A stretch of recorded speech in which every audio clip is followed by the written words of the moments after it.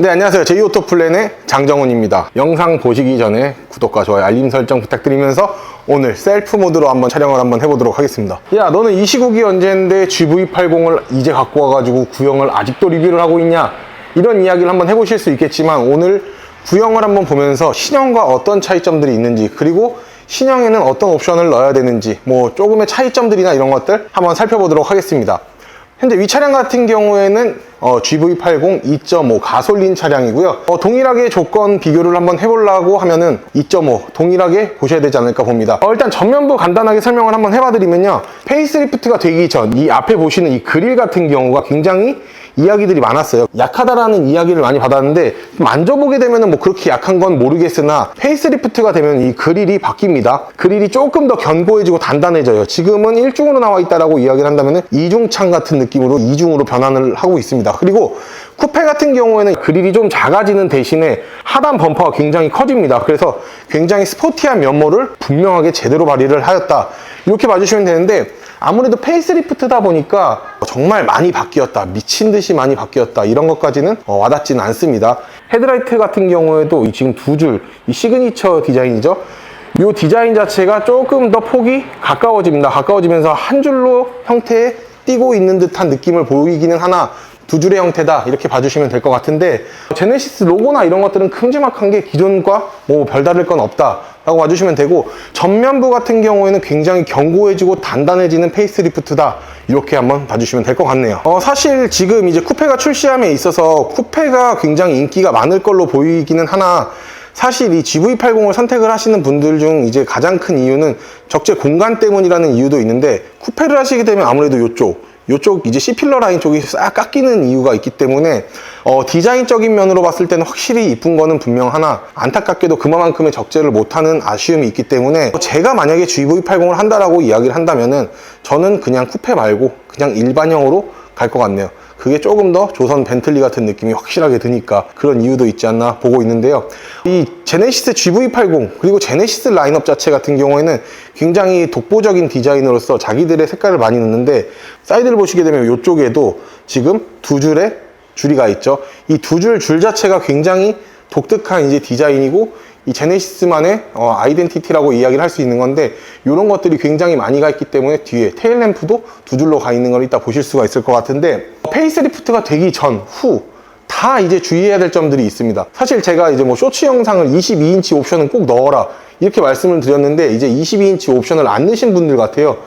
배가 아파서 그런 건지 어떤 건지 잘 모르겠는데, 22인치를 넣게 되면 운행감이나 이런 것들이 굉장히 뭐 쓰레기다, 뭐 이렇게 이야기를 하는데, 전 22인치 많이 타봤는데 그렇게 나쁘다라는 생각은 듣지 못합니다. 근데 지금 나와 있는 휠 같은 경우에는 실질적으로 19인치 기본 휠입니다.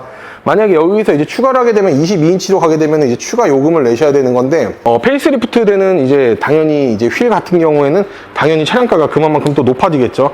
그래서 옵션가를 많이 장난을 쳤다, 이렇게 봐주시면 되는데, 사실 가장 많이 하는 게 이제 휠 옵션을 상당히 많이 넣고 계시는데, 휠 옵션 같은 경우에는 금액대가 20인치로 넣게 되면은 130만원, 그리고 22인치 미쉐린 타이어에 이제 다이아몬드 커팅을 22인치로 넣게 되면은 250만원이 추가가 되는데, 차값만 오른 게 아니라 옵션 가격도 너무 많이 올랐기 때문에 이런 점들은 진짜 왜 이렇게 장난을 많이 치는 건지 라는 생각을 두고 있습니다. 간단하게 뒷면을 살펴보게 되면요, 페이스리프트 차량이라고 이야기를 해서 쿠페 외에 그냥 일반형으로만 딱 두고 봤었을 때는 실질적으로 크게 달라지는 건 많이 없다라고 봐주시면 되는데, 이 테일램프 디자인도 거의 비슷합니다. 그리고 뭐 기본적으로 뭐 나오는 플랫폼이나 뼈대는 다 동일하기 때문에 사실 동일한데, 페이스리프트가 되면서 오히려 안 좋은 점이 하나가 있습니다.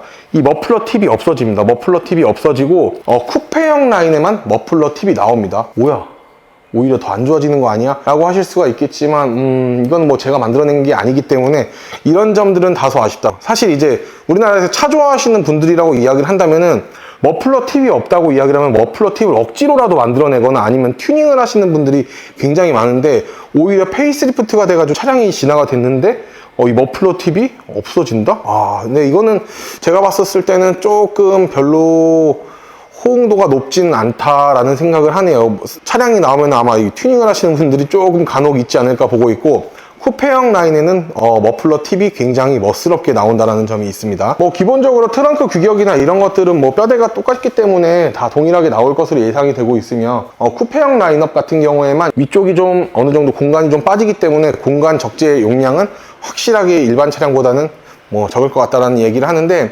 사실 이제 GV80 같은 경우에는 아직 쿠페형이 출시는 하지 않았지만 지금 구형을 사시는 분들은 왜 구형을 사시냐 물어보면은 페이스리프트가 돼도 특별하게 달라지는 게 없고 차량 가격이 450만 원만 오른 줄 알았는데 이것저것 내가 넣고 싶은 옵션을 넣게 되면은 한 6, 700만 원 정도의 차량 가격이 올랐다라고 이제 느껴지기 때문에 이 구형 라인업을 선택을 하는 부분들이 있고, 그리고 웨이팅이 굉장히 길고 심지어는 당장 받을 수 있는 차량이 아니라 대기 계약을 걸어놓으면은 뭐 내년 언제 정확히 날짜 공지가 나와 있지 않다 보니까 사실 그런 아쉬움들이 많습니다.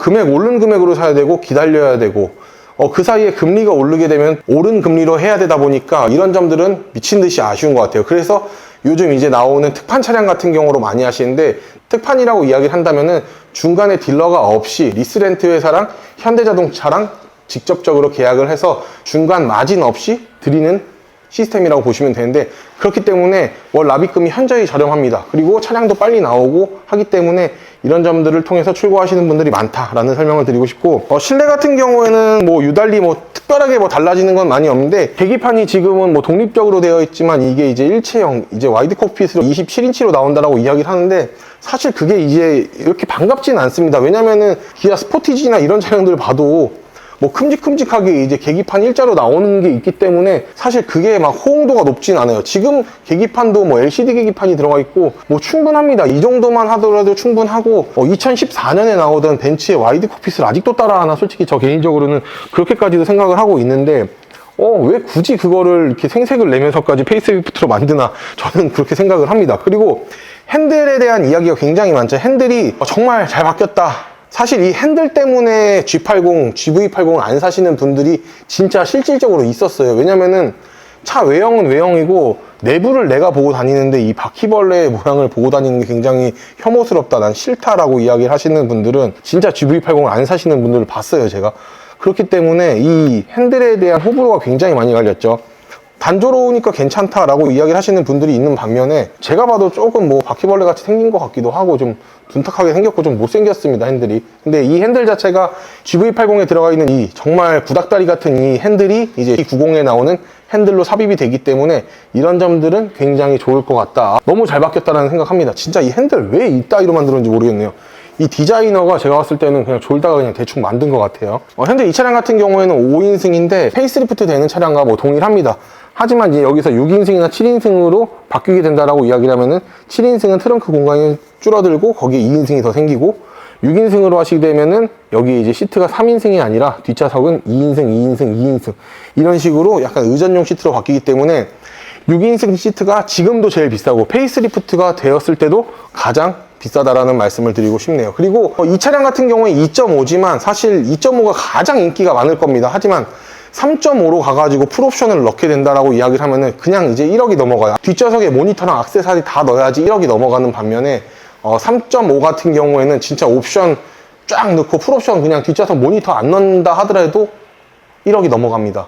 이제는 조선의 벤틀리도 이제 1억이 넘어가는 시대가 이렇게 왔다라고 보시면 될 것 같고, 사실 지금 이제 나오는 차량 같은 경우도 굉장히 완벽하고 퍼펙트합니다. 하지만 이제 뭐 누구든 신형이 다 좋고 그렇다 이야기할 수 있겠지만 금액차가 월 납입금으로 산출을 하였을 경우에는 굉장히 많은 차이가 있을 거기 때문에 특판으로 진행하시고 싶으신 분들 지금 재고 200대 넘게 있습니다. 빨주노초파는 뭐 다 맞춰드릴 수 있으니까 언제든 문의 주시면 좋을 것 같고요. 오늘 저희 영상 마음에 드셨다고 하시면 구독과 좋아요, 알림 설정을 끝으로 오늘의 영상 마무리 한번 해보도록 하겠습니다. 감사합니다.